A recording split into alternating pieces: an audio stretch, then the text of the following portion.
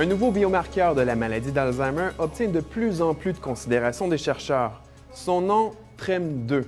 On le détecterait dans le liquide céphalorachidien plusieurs années avant que les symptômes de la maladie n'apparaissent, et il permettrait en plus de prédire la vitesse de propagation de la maladie. Ces conclusions proviennent d'une étude publiée récemment dans la revue Science Translational Medicine.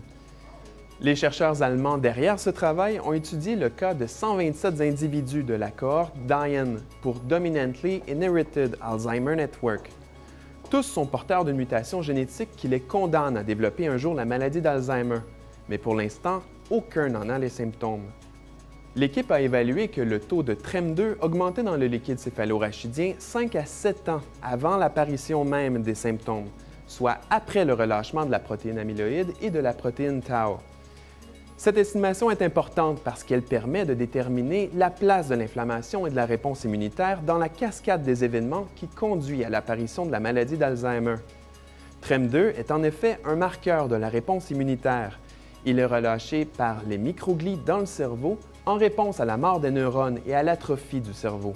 La concentration de ce marqueur augmente de façon constante dans le liquide céphalorachidien et pourrait donc permettre aux médecins de déterminer à quelle vitesse la maladie apparaîtra chez leurs patients.